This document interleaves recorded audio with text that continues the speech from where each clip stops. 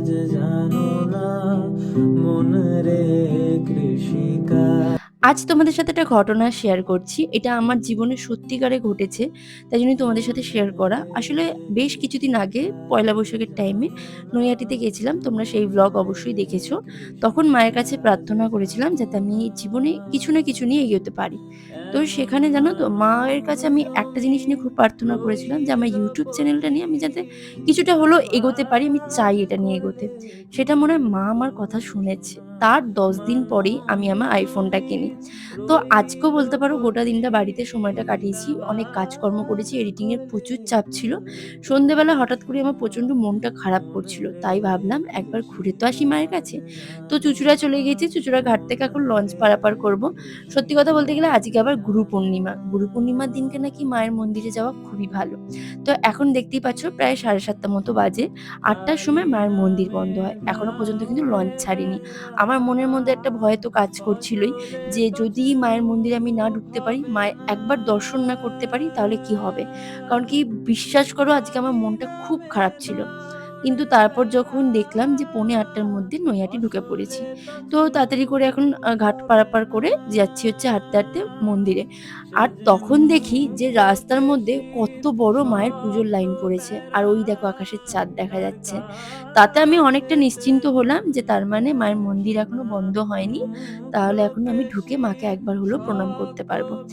তো মন্দিরে ঢোকা মাত্র দেখলাম যে হ্যাঁ, সত্যি, সত্যি মন্দিরটা অনেকটা ফাঁকা ছিল। আর তোমাদের এখন মন্দিরের নিয়মাবলীটা একবার দেখিয়ে দিলাম, কখন মন্দির খোলে আর কখন মন্দির বন্ধ হয়। তোমরাও এবার মাকে একটু দর্শন করে নাও। মন রে কৃষিকাজ জানো না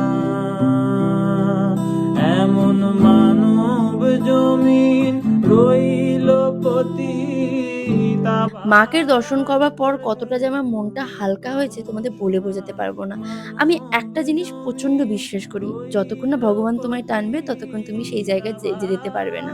আর আনপ্ল্যান ভাবে আজকে বিশ্বাস করো নৈহাটিতে আমার যাওয়া।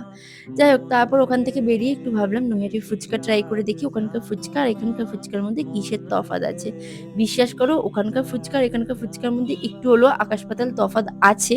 কারণ কি ওখানকার ফুচকার ঝালটা একদমই অন্য রকমের। ফুচকাটা খাওয়ার পরও আরো আমার ইচ্ছা করছিল খেতে কিছু, তাই জন্য খেলাম হচ্ছে ঘুঁটি গরম।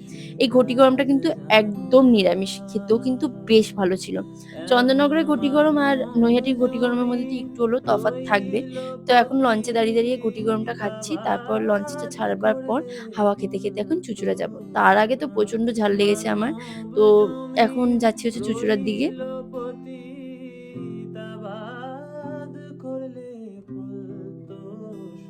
আর এদিকে দেখো চাঁদটা কি সুন্দর দেখতে লাগছে, কি সুন্দর গঙ্গার জলে এফেক্টটা পড়েছে, ভীষণই সুন্দর লাগছিল কিন্তু।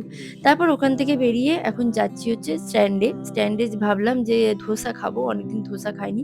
তার আগে একটা সোডা খেলাম, এত কিছু খাওয়ার পর তো খাবারটা হজম করতে হবে বলো, তাই জন্য একটুখানি সোডা খাওয়ার পর ধোসাটা অর্ডার করেছিলাম, সেটাও দেখলাম চলে এসছে।